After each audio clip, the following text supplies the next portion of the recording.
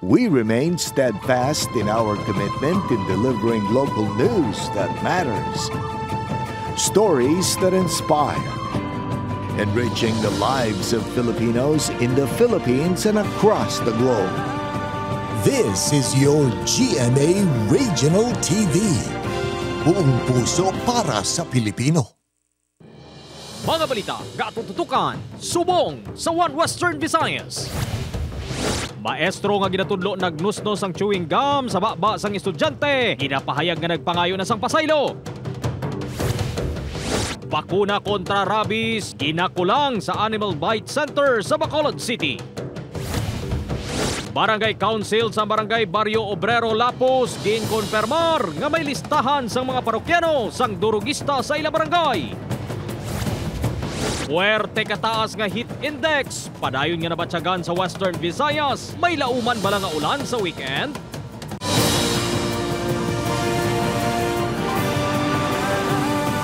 Ini ang GMA Regional TV 1 Western Visayas.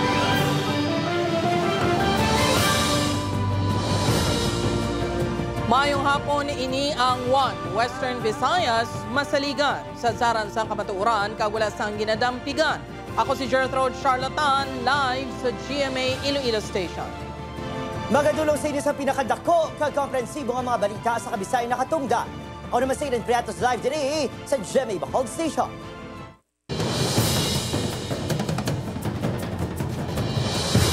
Mga kapuso, maestro nga ginaaligar, nagnusnos ang chewing gum sa baba sang estudyante sa Santa Barbara, Iloilo, nagpangayo na sang pasaylo sa pamilya. Grade 7 student, gintublo ka na sang anti-tetanus vaccine bangod sa naagom nga mga pilas. Sa nawo, si Zen Kilantang Sasa na Katutok Exclusive.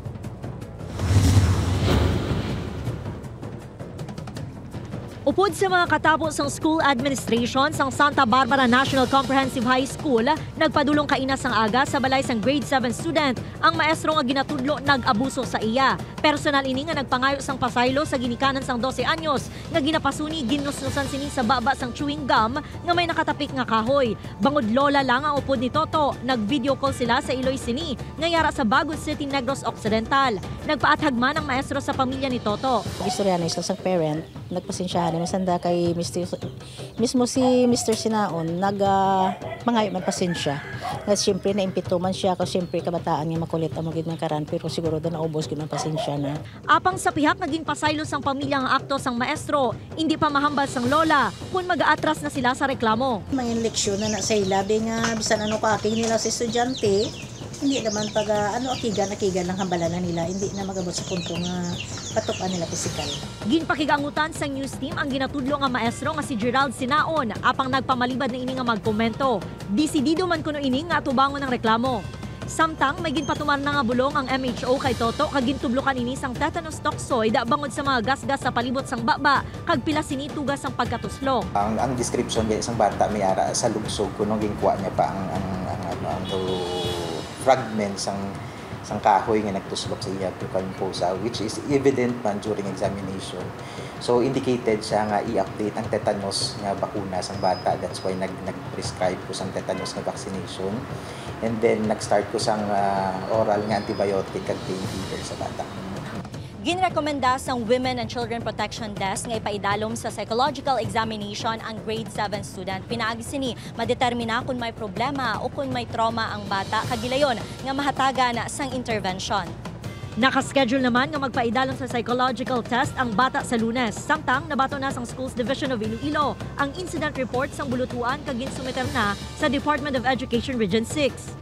Sulipin ginanayas Regional Director sa pag-assess nila sa report nga ginapasa sa school head na gin-endorse ng division office kung ano ang mangin masunod nga tikang no as regard sa action sang teacher.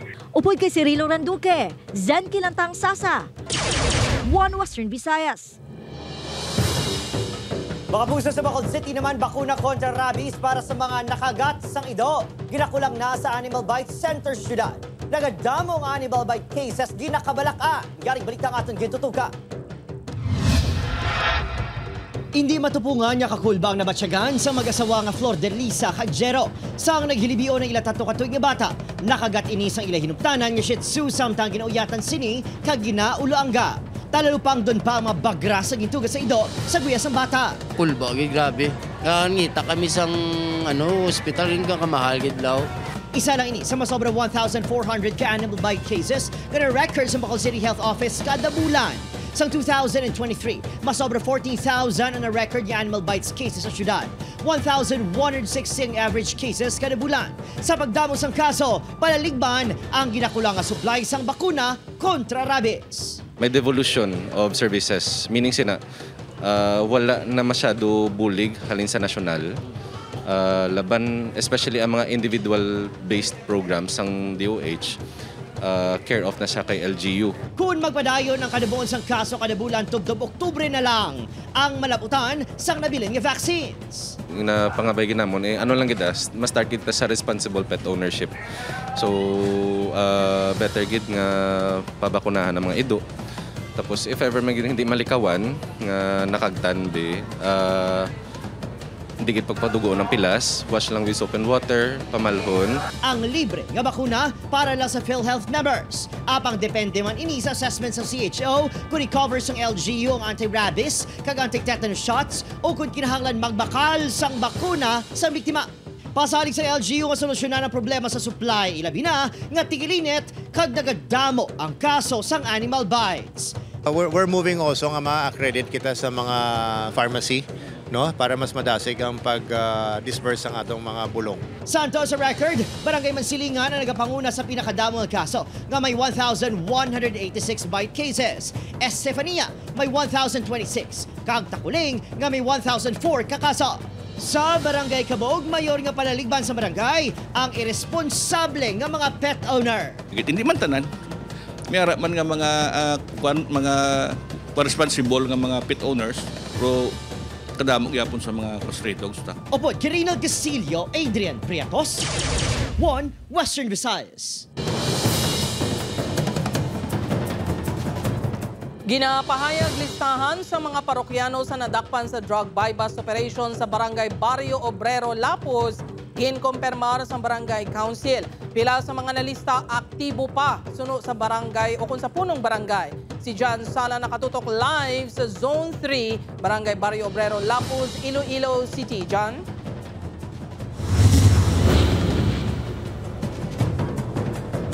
Sa piyaksang maid-id nga kampanya sa barangay, mayara sige hapon nga mga residente nga nagapakigbahin sa illegal nga buluhaton kaangay na lang sa pagpakigbahin sa illegal drug trade. Gani panawagan sa Barangay Council, untata na ini. Isa ka text o kung tawag lang kay alias Joey, ang illegal nga droga, ara dayon. Amo sinika po sunod sa Regional Police Drug Enforcement Unit ang pagbakal sa droga sa subject sa drug buy-bust operation sa Zone 3 Barangay Barrio Obrero, Lapuz. Nakuhaan si alias Joey sa 1.1 million pesos nga baloros ang suspected shabu kag isa ka papel kung sa di nalista ngalan sa mga parokyano sini sa ilang barangay kag ang mga ginapahayag may utang pa sa iya sa nakuha nga supply sa illegal nga droga. Nakakuha kami ng listahan sa kanya yung papel. Mga pangalan, sir, ng may mga utang at mga gumagamit sa kanya. Gingadismaya sa punong barangay sang Barrio Obrero, Lapuz ang ining impormasyon dalatuan niya sa ilang barangay. Nagbalik naman ang pagduging sa illegal nga droga. Dugang pa sini, nakita niya mismo ang nasambit nga lista kag mayara sang ginabulbanta 30 ka mga persona nga nalista. Banditi, sigurado ko active yun kiti mga parokyano yan mo amuning mga nagapuluwa siya kag allegedly amuning mga listahan niya nga nagakadto guro siya kag amo na nagakuha. Dadis mayagid ako kay do kadamo gid sang listahan nga to. Ang iban hindi man tuliwan sa aton kilala tagid. Medyo tanaw ko daw nagalalagid ang drugs. Makapila ka beses na ginsapol sa barangay ang mga namonitor nga nagapakigbahin sa gihapon sa illegal drug trade sa barangay. Gani makatilingala para kay Kunlo nga madamo sa gihapon ang yara sa listahan ni alias Joey. Samtang may chimpo pa, untat na kamo. Kung hindi nyo kaya paguntaton, hindi ka mo sa barangay ko or sa iban man nga barangay. Kay pasensya na kita, wala pa sino-sino. Liwat ka sa pulot sa Barangay Council ang mga drug surrenderies kag ang ilang mga pamilya agud masiguro nga mapanas ng illegal nga droga sa barangay. Jerd, suno kay punong barangay James Kunlu nga mas pagahugton pa nila ang monitoring sa mga persona nga yara sa listahan ni alias Joey. Kag mas pagahugton Manila ang ila nga monitoring kag ang ila nga koordinasyon sa kapulisan agud nga mapapas na ang illegal nga droga diri sa barangay. Jerd. Madamo gid salamat sa update kapuso John Sala.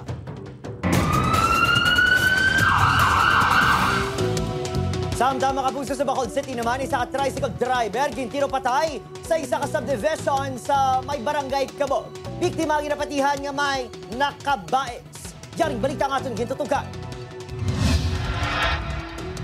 Abisar pasado, 4:00 ng hapon na tabo, wala sang direkta nga makatumod sa suspect nga nagtiro patay sa isa ka tricycle driver nga nagatambay sa isa ka subdivision sa boundary sang barangay Cabog kag Handumanan sa Bacolod City.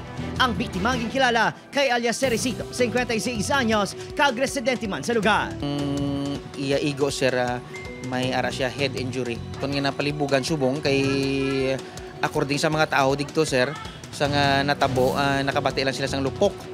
Kaya wala man nila ginmain, kaya binila tangke lang sa tubig. May nabaton ng impormasyon ng kapulisan nga may nakabais ang biktima. Wala man isang record sa illegal nga droga o kon anuman nga krimen. 3 weeks ago, may na-encounter ni siya, sir, nga nagsitaanay sila sa isa man mismo ka tricycle driver. Sunod sa isa ka barangay opisyal, wala gid sa may nagagana nga CCTV sa palibot. Nagapati man ang barangay nga posible madugay na hilikutanon ang kausa sang krimen. So, ang mga tao dira is halos gani tupad balay wag na anay mo no. Kay tiway ta kabalo sa mga backgrounds kung tin gahalalin sa amon dira sa barangay halos adlaw ang gina-settle ding problema. Sang tilalikdan nga binulan, isa man ka shooting incident ang nagluntad sa lugar kung saan imbulbado kag nasamaran pa ang isang personnel sa militar. Opikirinal Casillo, Adrian Priatos, 1 Western Visayas. Sa mga konsumidor sang kuryente sa pila ka lugar sa Iloilo City, magpanghanda na bango sa Domingo, Abril 28, may 12 ka oras nga power interruption nga ipatuman ng more power. Halin alas 5 sa kaagahon, tugtob alas 5 sa hapon, madulaan sang supply sang kuryente ang kapugusan nga diversion feeders 1 kag 3 kag porsyon sang Molo Feeder 2. Apektado sini ang madamo nga kabarangayan sa city proper. 2 naman ka oras ang power interruption ang maeksperiensyahan sa pila ka kabarangayan sa dalom sa gihapon sang Molo Feeder 2 kag porsyon sang Molo Feeder 3 nga nagasakop sa iban pagid nga kabarangayan sa city proper kag pila ka barangay sa Molo. Ini ang magaluntad alas 5 tubtob alas 6 sa aga kag alas 4 tubtob alas 5 sa hapon. Magapatigayon na ang more powers ang clearing sa mga linya nga nagaagi sa mga kahoy, magailay sa mga cross arm kag magapatindog sa mga konkreto nga poste.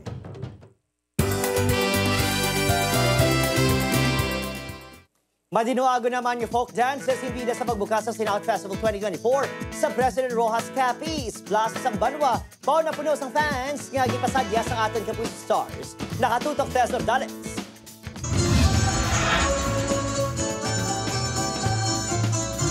Napa-throwback sa tradisyonal nga saot sang Pilipino ang mga bisita kag residente sang President Rojas Capiz, bango dinhi ang nagsugata sa ila kadungan sa pagbukas ng Sinout Festival 2024. Nakaanda na ang gining estilo sang selebrasyon kada tuig kung sa rin ginapasalamatan ng patron nga si San Jose. Pero syempre, makabigman nga kasaysayan ang pagbisita sa Kapuso Stars sa Kapuso Fiesta. Pila ka oras nga nagbantay ang fans diri sa President Rojas Public Plaza para makita sa personal ng mga idolo. Tugtog na na si Angela Alarcon ka nagpalapit sa audience samtang nagakanta. Pos anay sa pagkakontrabida si Calvin sa Black Rider bagot si John Lucas in real life mabuot man. Closer You and I naman ang dalang kanta ni asawa ng asawa ka star Martin Del Rosario.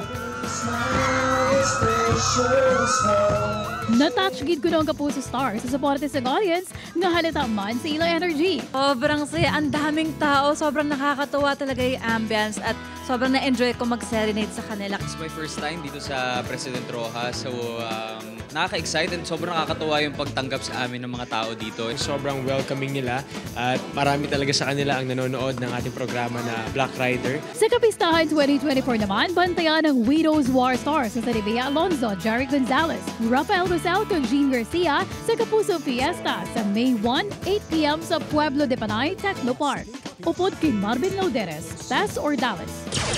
One Western Visayas.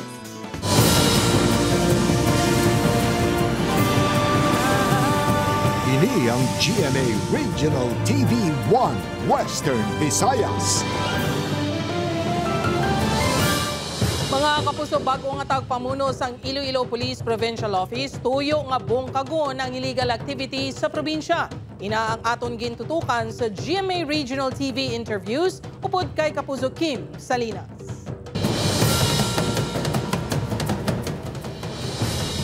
Mga kapuso, makaupod naton subong nga hapon si Colonel Bayani Razalan, ang bagopungko nga officer in charge sa Iloilo Police Provincial Office. Sir, magandang hapon.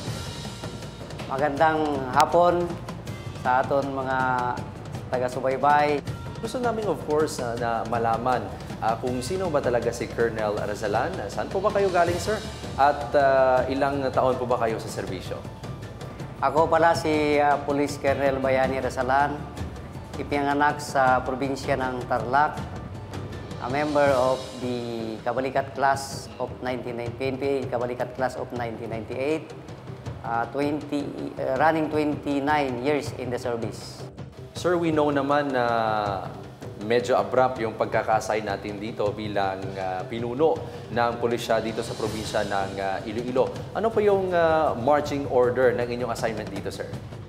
Ang nakita kong problema dito is yung proliferation of illegal drugs. So my first marching order is kailangan masustain namin yung operations against these persons who are involved in illegal drug trade. Gusto ko mahuli itong mga malalaking tulak ng droga dito sa Iloilo para maging safe ang ating probinsya. Nangangailangan ng attention dito is yung illegal fishing. So siguro mag-concentrate muna ako doon sa illegal drugs at saka sa illegal fishing. May nabanggit si PRO6 Director Brigadier General Jack Wangki na investigasyon tungkol po sa payola sa illegal quarry na posibleng involved po ang ilan po sa ating pulisya. Ano po yung, o bahagi po ba ito, sir, ng inyong assignment dito sa probinsya ng Iloilo? Gumugulong na po yung investigasyon dyan, kinakantak po ng PRO6. So kung ano po yung magiging findings ng ating Police Regional Office 6, hindi ho natin ito tolerate. Kung may mga policeman ho dyan na involved, kasuhan po natin. Ano po yung gusto nating iwang mensahe sa mga police personnel dito sa probinsya ng Iloilo and of course sa mga Ilonggo? Sundin natin ang programa ng ating mahal na Chief PNP, ang ating mahal na Regional Director. Huwag lang tayong mawawala doon sa mandate natin, magserbisyo tayo. Mahalin natin ang trabaho natin. Suportahan niyo po ang inyong kapulisan sa pamamagitan ng pag-report po ng krimen. Maging pulisman po yan o kriminal, isumbong niyo po sa amin at makakaasa po kayo na ang iyong Iloilo Police Provincial Office ay tutugunan ang inyong mga hinaing o report na idudulog po sa aming opisina. Madam Ogid nga salamat sa tiyon nga ginhatag mo subong nga hapon diri sa One Western Visayas. Mayong hapon.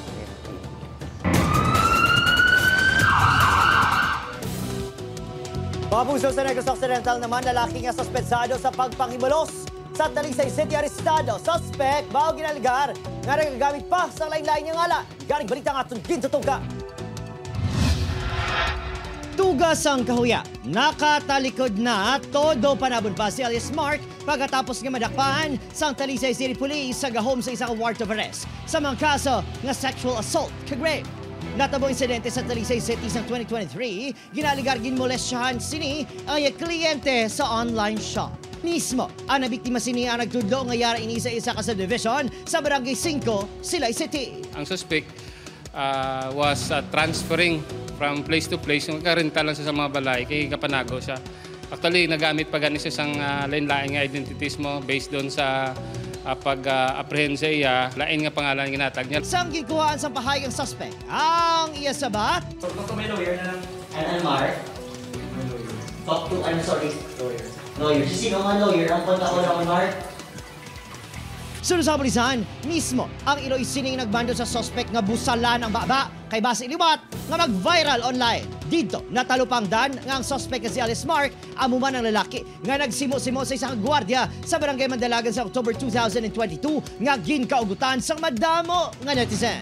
Matapos nga nagpangay sa pasaylo sa gwardiya, nangin malinong na si Mark. Tub-tub sa nga naimbulbar sa kaso nga pagpanghimulos. Pag napanawagan namon sa mga victims sang tao nga ini, nakita niya naman yung itsura niya, kung kamo ay victim niya, magkadto lang sa concerned police station to file case against this person. Obekirinal Casillo, Adrian Priatos, 1 Western Visayas.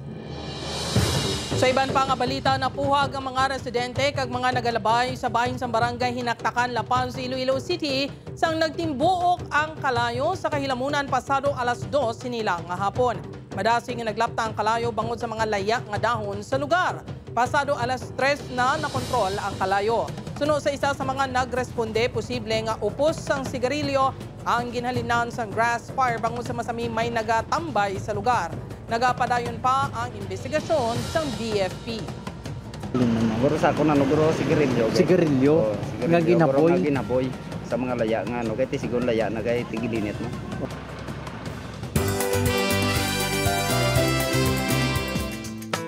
Kapuso kita kits, nagabot na sa Negros Occidental para makisadya sa 42nd Pasalamat Festival sa La Carlota City. Sanday, Jason Abalos, E.A. Guzman, kag Sonia Mejia, sang Lilet Matias, attorney at law. Matiman, Sunday Bubay, kag Pipita Curtis. Updanta sila sa Kapuso Fiesta karon sa gabi 8 p.m. sa La Carlota Festival Park. Sa Domingo naman, April 28, makifiesta man sa Pagbanag Festival sa Royce Cabrera, Katrina Halili, Radson Flores, kag Mikey Quintas. Kinatay kita sa atong Kapuso Fiesta 8 p.m. sa People's Activity Center.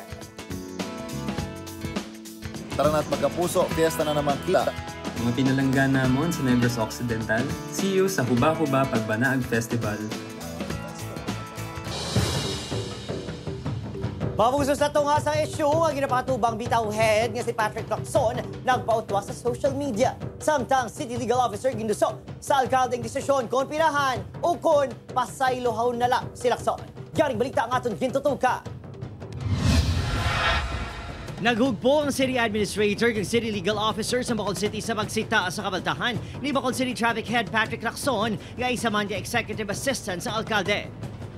Maluwas ang ginapatuman niya quota system sa mga madakpan sang traffic enforcers. Ginaligar man, gagindala ni Lacson pauli ang salakyan niya SUV sa syudad. Kag, ginkakasan pa sang logo. Apang, desisyon kung pinahan o kung pasayluhan ang abyan, yara na kuno sa kamot sa alkalde sunod sa City Legal Officer. Diyan may lapses kaya sa procedure. Kay kung sa government ay all should be documented kay para accountability sang nagauyat sa mga salakyan mo, hindi na pwede yan na makahambal lang yan na okay na kay Mayor. Malawas kay Lacson, ginsita maniting ang personal sing SUV hailing service. Sa LGU nga nagpahanugot kay Lacson, nga ipauli ang SUV apisar wala sa dokumento nga permado sa alkalde.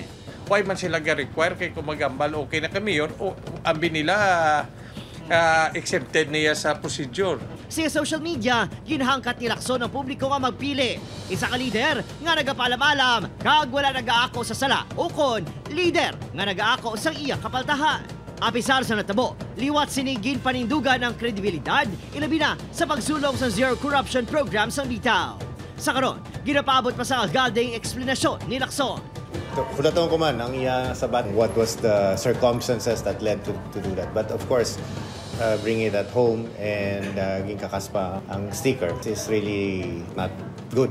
Opo, Kirill Casillo, Adrian Priatos, 1 Western Visayas.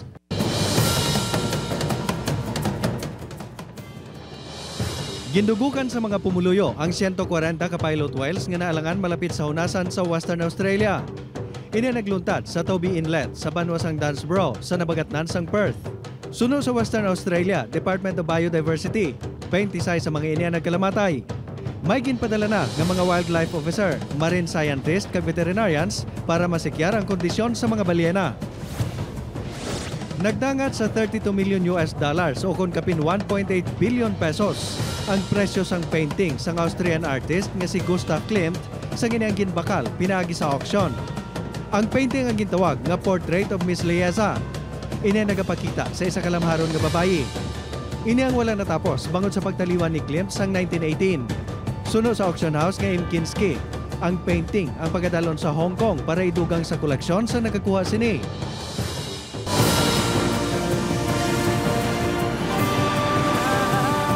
Ini ang GMA Regional TV 1 Western Visayas. Nagareklamo nga mga miyembro sang APO-GTC kumbinsido sa resulta sang pagpakigsapol sa Arsobispo.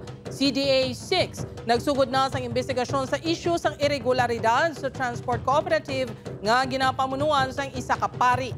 Ini ang gintutukan ni Kim Salinas. Kontento ang mga miyembro sa APO-GTC sa ila pagpakigsapol kay Haro Archbishop Jose Romeo Lazo agud ireklamo si Reverend Father Ricardo Iniego Jr. nga chairman sa ila kooperatiba. Suno sa mga tagreklamo, nagpasalig si Lazo nga makigsugilanon siya kay Father Iniego kung mapamatudan niya may salabton ini nga sakop sang simbahan. Kung legalidad na, hindi na makapasilabot ang Archdiocese. Sa kung ano man ang na-violate niya sa parte sa simbahan. Inmunugin naman nga we want a change sa management. Sunod sa tagpamaba sang Archdiocese, makigsapol si Lazo kay Father Iniego kag sa isa pagid kapari nga yaraman sa kooperatiba. Samtang nag-arangkada na ang investigasyon sang Cooperative Development Authority 6 sa ginapahayag irregularidad sa pagdumala sa APO-GTC. Abril 18 sang nagpadulong ang team sang CDA 6 sa opisina sang kooperatiba. Pila sa mga ginimbestigaran ang mga access sa records sa kooperatiba kag sino ang mga opisyales. Pananglitan niya magwa sa investigasyon niya may kapaltahan si Father Iniego kag ang iban pa katapos ang board sa General Assembly pagdesisyonan ang nagakaigo nga tikang. When it comes to disciplinary action or sanction, ang aming jurisdiction naman ay sa cooperative. So, ang co-op ang i-disiplina namin. Nagpasalig ang CDA 6 nga mangin patas sa investigasyon kag mapasabat ang mapamatud-an nga may kapaltahan. Ginpakigangutan sa news team si Reverend Father Ricardo Iniego Jr. apang wala na ini naghatag sang pahayag tuhoy sa investigasyon. Una na nagwa sa inspeksyon sang CDA 6 nga kulang ang mga financial documents sang APO-GTC. Una na nagreklamo ang 65 ka mga miyembro sang APO-GTC bangod mas sobra na isa ka tuig nga sila nakabaton sang investor share bangod na miyerdehan na ang kooperatiba. Hindi man kuno ma-access sa mga tagreklamo ang financial statement nga ginapangayo. Upod Kirmel Porquia, Kim Salinas, 1 Western Visayas. Mga kapuso, DPWH-6 mag-hire sang third-party consultant agud mag-imbestigar sang duta sa ginatukod nga Aganan flyover. Sunod sa Department of Public Works and Highways Region 6, 15 milyones pesos ang ginahulat nila nga pondo halin sa Central Office. Ini matapos nga nadiskubrihan sang ahensya nga dako ang kinalain sa ginpatigayon nga soil test sang United Technologies Consolidated Partnership o kon UTCP. Yakulat kita subong isang third-party consultant to determine kung sinugid bilang kasugid siyang eksakto.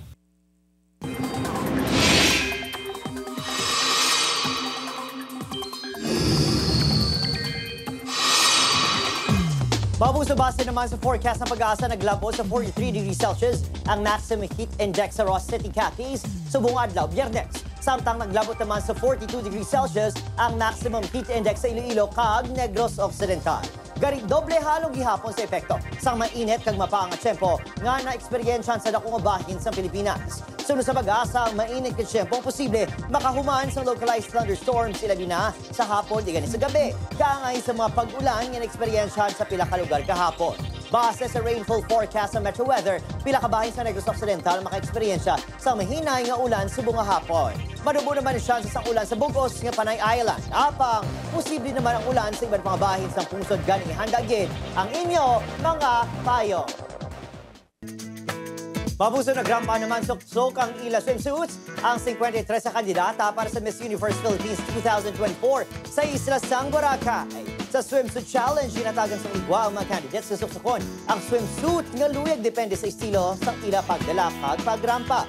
8 ka kandidatang nagpangbabaw sa nasambit nga preliminary competition. Lakip syempre ang pambato sa Iloilo City nga si Alexi Brooks. Upod ang mapambato sa Cainta, Taguig, Bacoor, Baguio, Quezon Province, Northern California, kag Cavite. Sa May 22, 2024, hiwaton ang Grand Coronation Night.